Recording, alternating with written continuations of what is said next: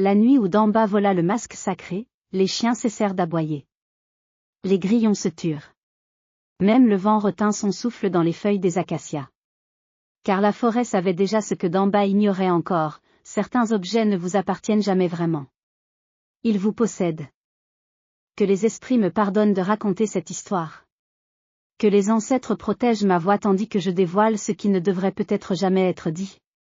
Car voici le récit de Damba Touré, fils maudit de Sékou, celui qui commit le sacrilège ultime dans notre village de Bandiagara, au pays d'Ogon, là où les falaises touchent le ciel et où les masques dansent avec les âmes des morts. Cette histoire se déroula il y a 3 saisons des pluies, mais pour ceux qui l'ont vécu, c'était hier. Pour Damba, c'est une éternité. Le village de Bandiagara s'accroche aux falaises rouges sans comme un enfant à sa mère. Ses cases rondes, coiffées de chaumes dorés, surveillent la vallée où serpente le fleuve Niger au loin. C'est un lieu béni des dieux, un lieu où les vivants et les morts partagent le même espace, séparés seulement par un voile aussi fin qu'une toile d'araignée. Damba Touré était sculpteur. Ses mains, larges et calleuses, transformaient le bois brut en œuvre magnifique. Mais voyez-vous, le talent sans sagesse est comme un couteau sans manche, il blesse celui qui le porte. Le soleil se levait à peine ce matin-là, teignant les falaises de Bandiagara d'or et de pourpre. Damba sortit de sa case en titubant, la bouche pâteuse du dolo bu la veille. À 32 ans, il était le meilleur sculpteur du village, mais aussi le plus orgueilleux, le plus cupide, le plus vide. Son père, Sékou le Sage, avait été le gardien des masques sacrés. Un honneur transmis de génération en génération depuis que le premier ancêtre des Touré avait taillé le premier masque dans le bois sacré du baobab foudroyé. Mais quand Sékou mourut 3 lunes plus tôt, mordu par un serpent noir au retour d'un rituel, le conseil des anciens avait refusé de transmettre ce titre à Damba. Ton fils n'a pas le cœur pur, avait-il dit à l'esprit de Sékou durant les funérailles. Ses mains créent la beauté, mais son âme est un terrain stérile où rien de sacré ne peut pousser. Au lieu de cela, ils avaient nommé Amadou, le fils du forgeron, un homme humble qui ne savait ni lire ni écrire mais dont le cœur battait au rythme des tambours ancestraux. Cette décision avait planté une graine de rancœur dans le cœur de Damba. Une graine qui poussa comme le baobab, lentement mais sûrement, ses racines s'enfonçant profondément dans les ténèbres de son âme. Ce matin-là, Damba se dirigea vers le marché de Mopti, une journée de marche à travers la brousse. Ses sandales soulevaient la poussière rouge tandis qu'il cheminait, un baluchon sur l'épaule contenant ses dernières sculptures, 3 masques profanes qu'il espérait vendre aux touristes blancs qui payaient en billets de banque colorés. À Mopti, le marché grouillait de vie. Les femmes en pagnes multicolores négociaient le prix des tomates. Les forgerons frappaient le fer en cadence. L'odeur de poisson fumé se mêlait à celle de l'encens. Et là, près de l'étal d'un marchand mauritanien, Damba vit quelque chose qui arrêta son cœur.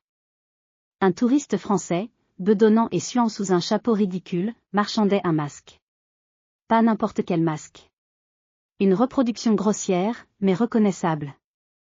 Le masque Kanaga. Le masque des funérailles. Le masque sacré. Combien ? Demandait le Français dans un bambara atroce. 100 000 francs, répondait le marchand avec un sourire édenté.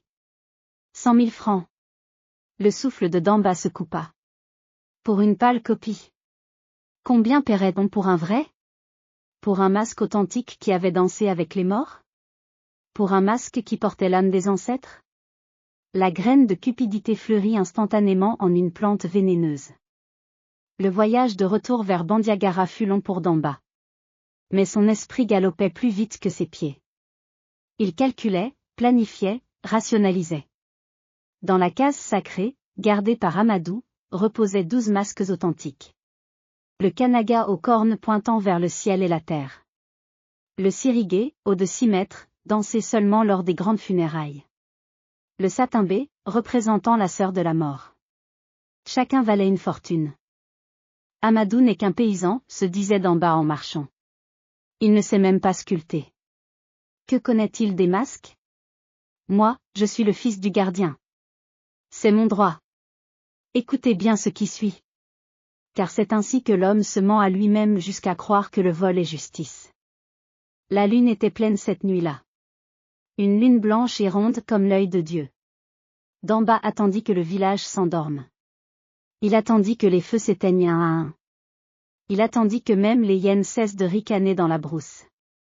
Minuit. L'heure où les esprits marchent. La case sacrée se dressait à l'écart du village, protégée par un enclos de pierre. Amadou dormait dans une case annexe, sa machette près de son lit comme le veut la tradition. Mais Damba connaissait chaque pierre, chaque recoin. Il avait grandi ici, aux côtés de son père. Le verrou céda facilement. Trop facilement. Damba aurait dû le savoir, quand les esprits veulent qu'une chose arrive, ils ne l'empêchent pas. Ils observent. Ils attendent. Ils se souviennent. L'intérieur de la case sacrée sentait le sang séché, l'encens et le temps. Les masques pendaient au mur, éclairés par la lumière lunaire qui filtrait à travers les interstices du toit. Ils semblaient le regarder. Tous. Avec leurs yeux vides qui voyaient tout. Le Kanaga était là, suspendu au centre. Ses cornes jumelles semblaient découper la lune en deux. Le bois était poli par des décennies de mains rituelles, noirci par la fumée de sans cérémonie. Des cauris ornaient son front. Du sang séché maculait sa bouche sculptée. Damba tendit la main. Hésita. Son cœur battait si fort qu'il entendait le sang rugir dans ses oreilles comme le fleuve en crue. Pardon, murmura-t-il aux ancêtres. Mais ses doigts se refermèrent déjà sur le masque. Au moment où sa peau toucha le bois sacré, quelque chose changea dans l'air. La température chuta brutalement. Son souffle devint visible, formant de petits nuages blancs. Et pendant un instant, un seul instant, Damba crut entendre un murmure. Des centaines de voix. Des milliers. Toutes prononçant son nom. Il arracha le masque du mur et courut. Derrière lui, dans la case sacrée, les autres masques se balancèrent doucement sur leurs crochets. Comme s'il hochait la tête. Comme s'il disait, ainsi commence ton châtiment. Les 3 premiers jours, Damba se félicita de son audace. Il avait caché le Kanaga dans un trou sous sa case, enveloppé dans un tissu ordinaire. Personne ne savait. Amadou avait découvert le vol et sonné l'alarme, bien sûr. Le village entier était en émoi. Mais personne ne suspectait Damba. Qui oserait voler aux ancêtres, disaient les vieilles femmes en se lamentant. Les esprits puniront le voleur, promettaient les anciens, leurs visages ridés graves comme des sculptures de pierre. Damba souriait intérieurement. Il attendrait que l'agitation retombe, puis il partirait discrètement pour Bamako où il connaissait un antiquaire véreux qui posait rarement des questions. Mais la 4e nuit, les rêves commencèrent. Ce n'étaient pas des cauchemars ordinaires. C'était autre chose. Damba se retrouvait debout dans la case sacrée, mais la case était infinie, s'étendant dans toutes les directions comme un labyrinthe de masques. Des milliers de masques le regardaient. Certains riaient. D'autres pleuraient. Tous prononçaient son nom. Damba. Damba. Damba. Il se réveilla en hurlant, le corps trempé de sueur froide. Sa femme, Fatoumata, le secoua. Qu'y a-t-il? Tu as crié. Un rêve. Seulement un rêve. Mais ce n'était pas seulement un rêve. Car quand Damba alluma la lampe à huile, il vit des traces de pas sur le sol de leur case. Des traces boueuses. Mais il n'avait pas plu depuis des semaines, et le sol dehors était sec comme de l'os. Les traces menaient de la porte à son lit, puis repartaient. Quelque chose était entré pendant son sommeil. Quelque chose l'avait regardé dormir. La 5e nuit, Damba refusa de fermer les yeux. Il resta assis contre le mur, une lampe allumée, surveillant les ombres qui dansaient sur les murs d'argile. Mais la fatigue est plus forte que la peur. Vers 3 heures du matin, ses paupières se fermèrent malgré lui. Quand il les rouvrit, le masque Kanaga était posé sur ses genoux. Il hurla et le jeta loin de lui. Le masque tomba au sol avec un bruit sourd. Fatoumata se réveilla en sursaut. Qu'est-ce que c'est? Demanda-t-elle en fixant le masque qui gisait au milieu de la case, luisant à la lumière de la lampe. Je l'ai trouvé, bégaya Damba. Dans la brousse. Je pensais le rendre. Mais Fatoumata n'était pas stupide. Elle vit la peur dans les yeux de son mari. Elle vit comment ses mains tremblaient. Et elle comprit. Que as-tu fait? Murmura-t-elle, sa voix à peine audible. Par tous les ancêtres, Damba, qu'as-tu fait? Cette nuit-là, Fatoumata prit leurs 3 enfants et partit chez sa mère. Elle ne laissa pas de message. Elle ne dit pas au revoir.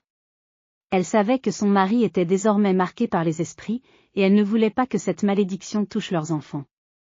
Damba resta seul avec le masque. Les jours suivants se fondirent en un cauchemar réveillé. Damba essaya de remettre le masque dans la case sacrée, mais chaque fois qu'il s'en approchait, ses jambes refusaient d'avancer. Comme si des mains invisibles le retenaient.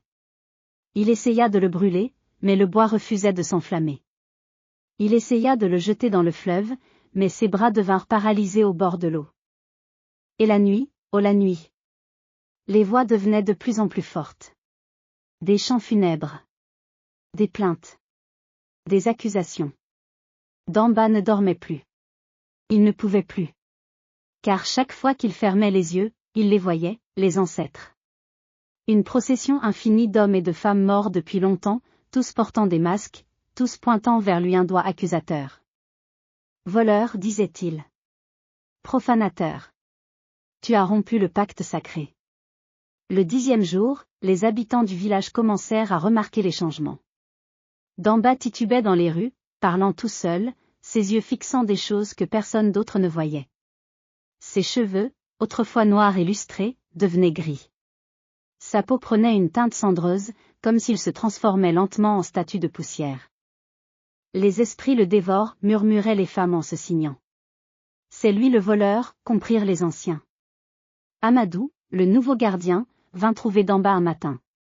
Il le trouva recroquevillé dans un coin de sa case, ses bras enserrant ses genoux, ses yeux écarquillés fixant le masque qui trônait au centre de la pièce.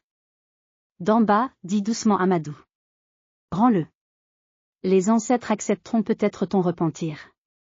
Mais Damba ne semblait pas l'entendre.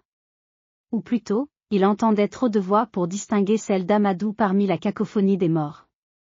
Ils chantent, murmura Damba. Tu les entends? Ils chantent ma mort. Ils dansent déjà autour de mon corps. Il éclata d'un rire démentiel qui glaça le sang d'Amadou. Ce fut le vieux Kogoné, le plus ancien du Conseil des Anciens, qui sut quoi faire. À 97 ans, il avait vu 3 générations naître et mourir.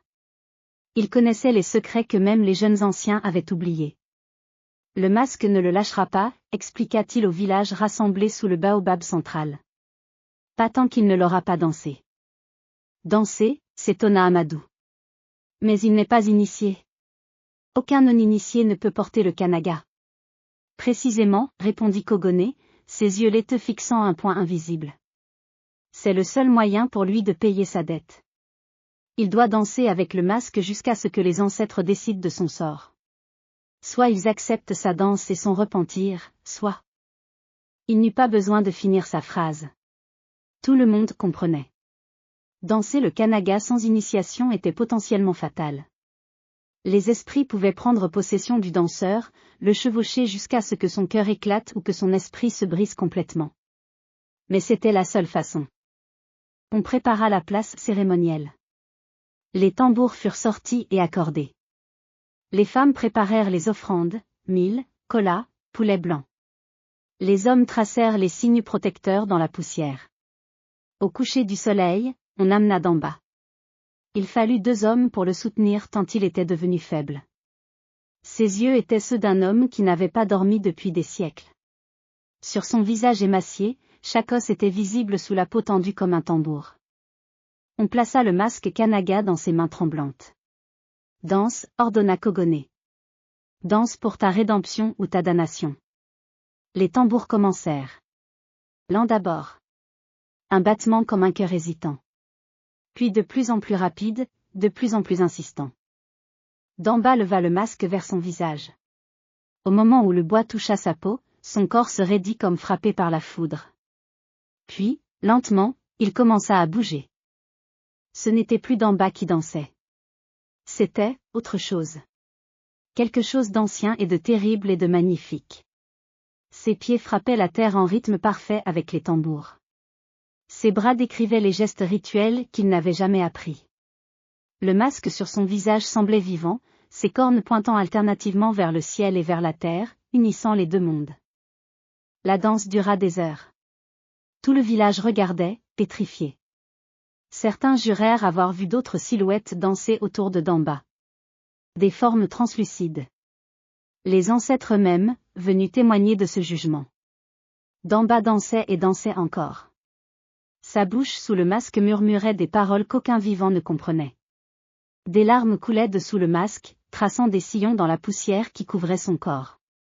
Puis, alors que l'aube commençait à pointer, Damba s'effondra. Le silence qui suivit fut absolu. Pas un souffle de vent. Pas un chant d'oiseau. Le monde entier retenait son souffle. Amadou s'approcha prudemment et retira le masque du visage de Damba. L'homme qui gisait là n'était plus le même. Ses cheveux avaient complètement blanchi. Son visage portait des rides qui n'y étaient pas la veille. Mais ses yeux étaient enfin en paix. Je les ai vus, murmura Damba d'une voix rauque. Tous. Mon père. Mon grand-père. Tous les gardiens depuis le commencement. Ils m'ont montré tout ce que j'avais oublié.